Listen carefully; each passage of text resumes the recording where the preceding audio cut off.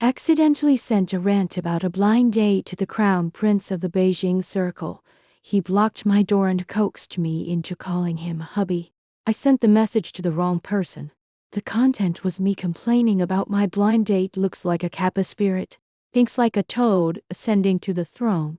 The recipient, however, was the crown prince of the Beijing Circle who wears Buddhist beads and has a heart like still water. My direct boss, Ji Zhang.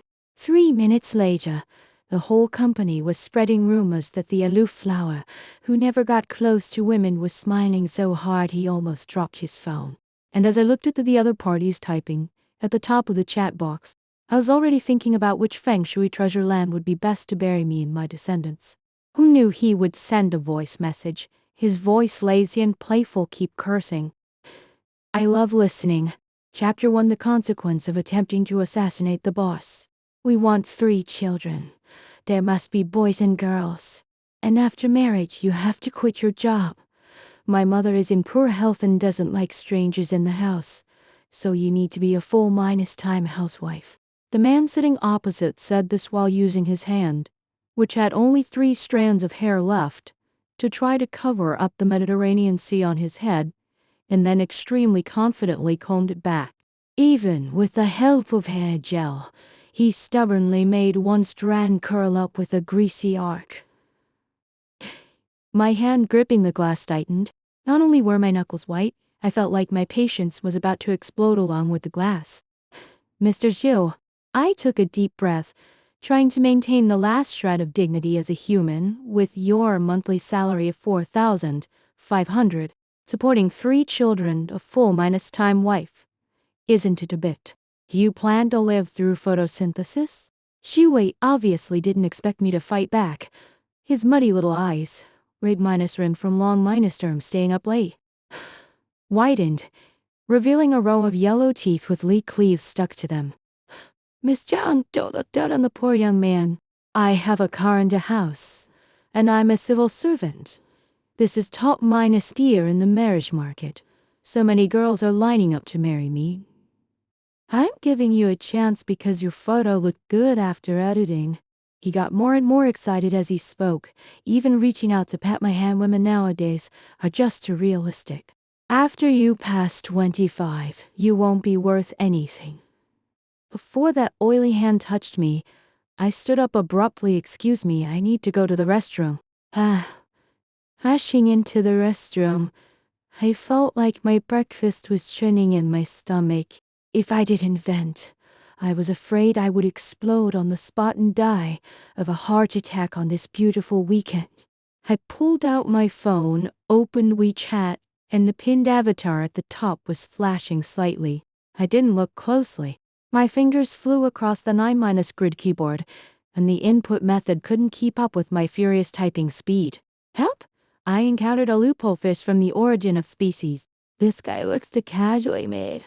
Did God forget to sketch him? He looks like a kappa spirit, thinking like a toad ascending to the throne. He wants me to have 3 kids? His passing down his genes meant to show disdain for Darwin and human degeneration. And the way he just spoke, I thought he had a throne to inherit. Turns out his monthly salary is 4,500. The car is electric, and the house is on his ancestral homestead. Sister, I can't take it anymore.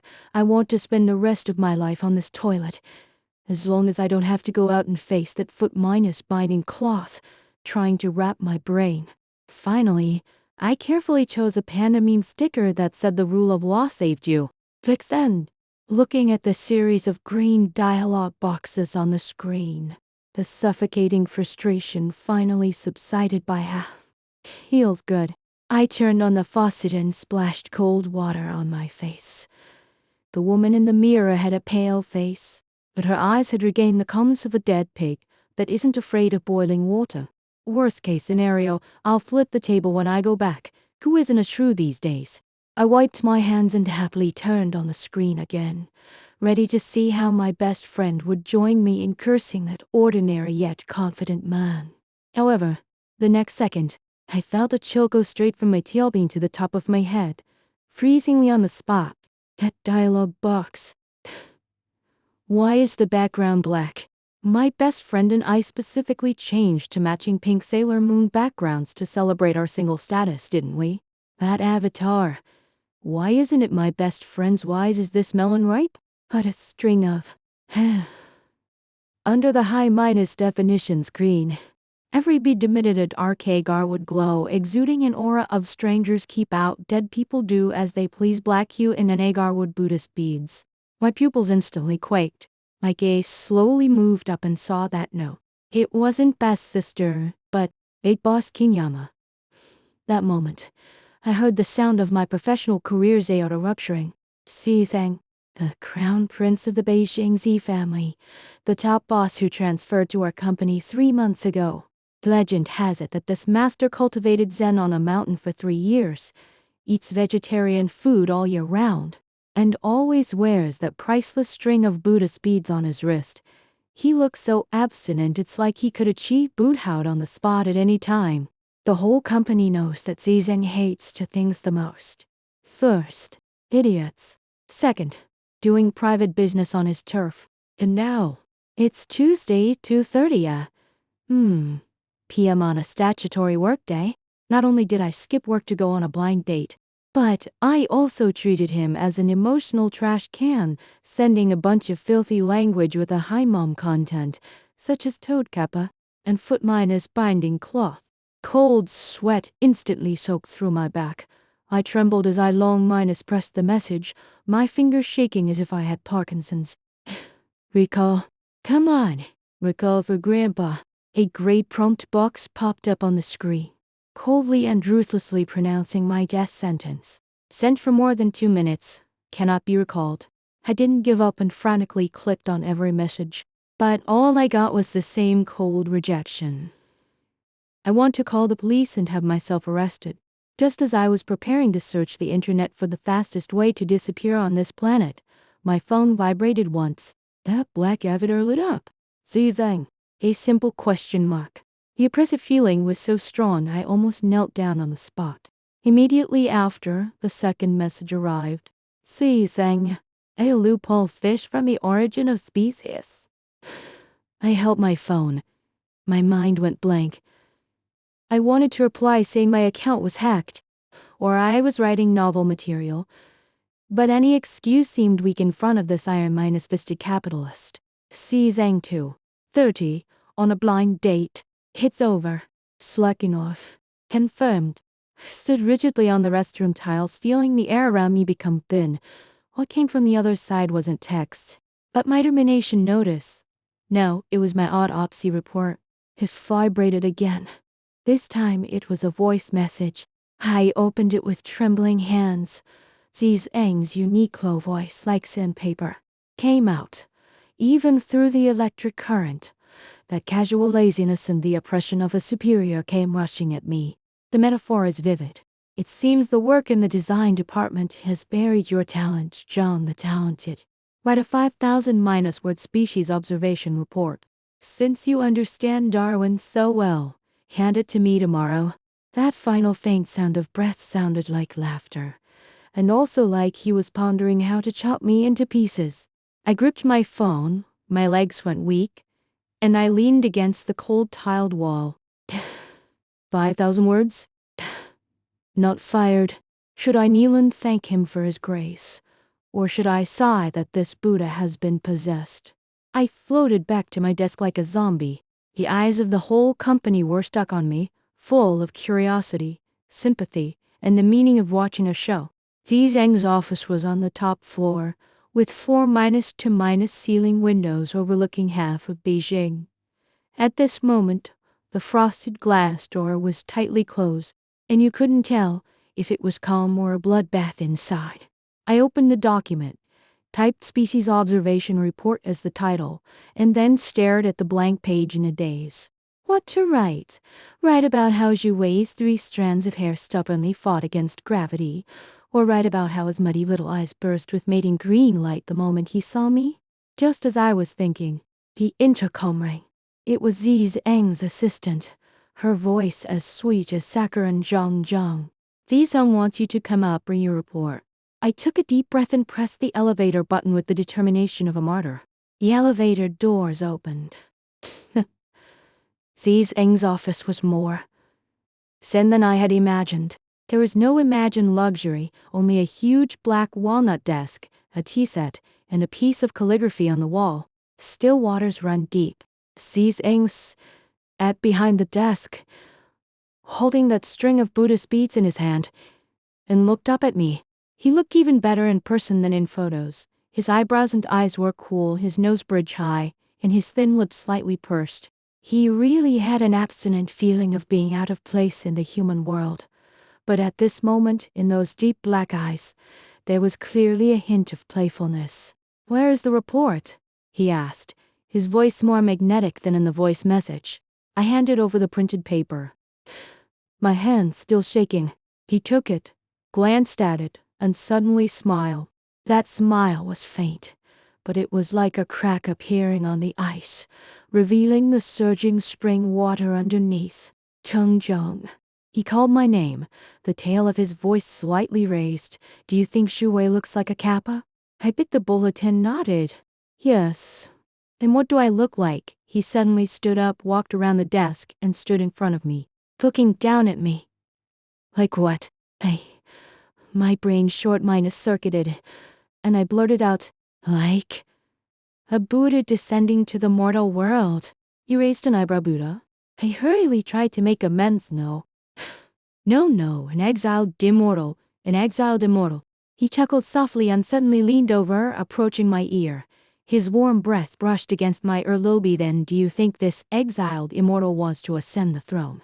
I froze, my brain crashing. He straightened up, stepped back, and returned to his cool demeanor. "The report is not bad, but the word count is not enough. Work overtime tonight and rewrite it. Rewrite it until I am satisfied." After speaking, he turned around, walked back to his desk, sat down, and continued to play with his beads, looking down as if nothing had happened just now. He was granted a pardon and fled the office. That night, I worked overtime until 10 p.m. The light in Xi Zheng's office had been on all along. I finished the second version of the report and nervously knocked on the door to go in. He was drinking tea. Seeing me come in, he pointed to the chair opposite. "Sit." I sat down and handed over the report. He didn't look at the report but looked at me and suddenly asked, "How was the blind date?" I was stunned. "Not good." "Then Shu Wei," he said slowly. "Did he contact you again?" I shook my head, blocked him. He nodded, seeming very satisfied. "That's good." Then he picked up my report, glanced at it, and suddenly said, "Don't go back tonight." I looked up abruptly, my eyes wide. "Huh?" He raised an eyebrow. "There's an apartment near the company. It's empty anyway. You stay there tonight, and give me the revised version tomorrow morning." I opened my mouth, wanting to refuse, but meeting his deep eyes, all my words were swallowed back. "Thank you, Xi Zheng." He smiled. A deep meaning in that smile. "You're welcome. After all, you are the most talented species observer I have ever seen." Holding the apartment key, I walked out of the company building. The night breeze was cool. My phone vibrated. It was a message from my best friend. "How was it? The boss didn't fire you, did he?" I replied, "He didn't fire me, but he made me work overtime to write a report and also made me stay in the company apartment." My best friend replied instantly, "Holy crap, the plot development is suspicious. Is your boss interested in you?" I stared at the screen, suddenly remembering what Xi Zheng said close to my ear just now. Does the exiled immortal want to ascend the throne? Ascend the throne? Ascend what throne? I shook my head, shaking off those messy thoughts. I must be thinking too much. How could a high flower like Xi Zheng fall for a corporate slave like me? He probably just found me interesting and wanted to play with me. The next morning, I handed in the revised report to Xi Zheng with dark circles under my eyes. He finished reading it. Nodded, "Not bad. Continue to work overtime tonight." For the next week, I worked overtime until late at night every day and then stayed in the company apartment. Xi Zheng gave me new tasks every day. Sometimes it was writing reports, sometimes organizing files, and sometimes just accompanying him to drink tea. He seemed to enjoy the process of torturing me. Every time he saw me scratching my head and ears, he would show that ambiguous smile. Colleagues began to whisper that I had latched on to the big boss. I couldn't defend myself and could only silently endure it. Until Friday night, when I finished the last report and was about to leave. Zhang called me. John, he stood in front of the floor minus to minus ceiling window, his back to me. His voice a bit low. Are you free tomorrow? I was stunned. Yes? Then accompany me to your place. He turned around, looked at me, his eyes serious. I'm taking you to see my grandmother. My brain let out a loud buzz and completely crashed. See his grandmother? What kind of plot is this? I opened my mouth, wanting to say I won't go, but meeting his deep black eyes, all the words turned into, okay. The next day, wearing my most decent dress, I followed Zhang to a courtyard house in the suburbs of Beijing. The courtyard was full of flowers and plants. An old lady with white hair but high spirits sat on a rattan chair, smiling at us. Grandma, this is Zhang, Zhang introduced. The old lady held my hand and looked me up and down. Good girl. So pretty. Zhang said she liked to write and are very talented. Smiled awkwardly. Thank you, Grandma. The old lady took me for a walk in the courtyard and chatted about daily life. She said Zhang was very well behaved when he was a child, but after growing up, he became too cold, and she was always worried that he wouldn't find a partner. Now it's better, she said with a smile. With you accompanying him, I can rest assured. Zhang stood by, silent, with only a faint smile on his lips. At noon, we had a meal in the courtyard house. After the meal, Zhang walked me back to the company apartment. On the way, I couldn't help asking, Zhang, did your grandmother misunderstand something? He looked at me and asked in return, misunderstand what? It's just, wait, I stammered that. Relationship. He suddenly smiled and reached out to rub my hair. Zhang. Are you stupid? He was stunned. He leaned closer, his warm breath brushing against my ear. I took you to see my grandmother, of course, because I want her to know that you are my girlfriend. I widened my eyes. Huh? He chuckled softly and reached out to pinch my cheek. What? Unwilling? My mind went blank, and I could only stare at him blankly. Seeing my silly look, he suddenly leaned over and gently kissed my lips. Zhang.